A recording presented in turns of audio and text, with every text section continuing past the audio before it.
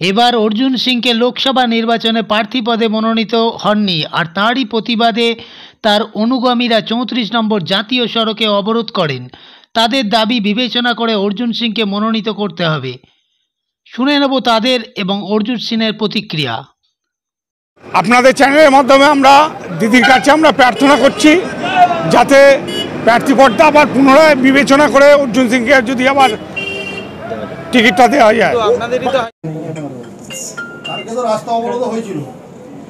সেটা একটা কর্মীদের ইচ্ছার বহিঃপ্রকাশ ছিল।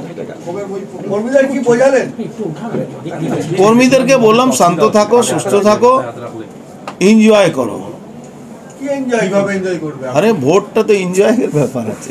নির্দিষ্ট আপনার কাছে একটা প্রশ্ন, বিজেপি ছেড়ে তৃণমূলে আসা আপনার কি মনে হয় ভুল হয়েছিল আজকের দিনে দাঁড়িয়ে?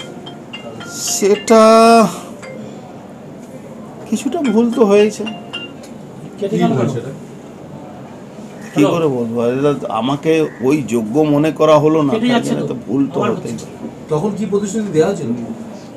এই কি কথাকে কেন বারবার জিজ্ঞেস করছেন? আপনি একটা কথা বলছেন, দল টিকিট দিলেও দলের হয়ে কাজ করবো, না দিলেও দলের হয়ে কাজ করবো। এখন পর্যন্ত তো করছি ভাই, সকাল থেকে দুদিন ধরে যখন থেকে হয়েছে তখন থেকে তো লোকগুলোকে এটাই বুঝাচ্ছি। আমি তো পার্থ ভৌমিক আমার কাছে আসবে, আমি ওকে ওয়েলকাম করেছি কি হ্যাঁ আসো বসে কথা বলতে, এটা তো আমি করছি। তো আর কোথায় কোথায় যাবেন? পার্থ ভৌমিক বিক্ষুব্ধদের বাড়িতে যাবেন? হ্যাঁ দিয়েছি, কার কার বাড়ি যাবে সেটা পার্থ ভৌমিক বলতে পারবে, আমি কি করে বলবো? আমাকে বলেছে আমার পুরনো বন্ধু আছে, আমার কাছে আসতেই পারে, যদি ভোটার হিসাবেও আসতে পারে, আমি তো এখানকার ভোটার। দলের কর্মীদের সঙ্গে কথা বলি, কি মনে হলো দলের কর্মীদেরও মনোবল ভেঙে গেছে? একটু কষ্ট পেয়েছে। মনোবল কেন কর্মীরা ভাঙবে? কর্মীরা তো এসেট আমার, ওদের মনোবল ভাঙে না, একটু কষ্ট পেয়েছে। অর্জুন দা কি নির্দল হয়ে দাঁড়াতে পারে? না না, মাথা খারাপ আছে, উইদাউট টিকিট আমি যাই না কোথাও, আমি সবসময় টিকিট কেটে যাই।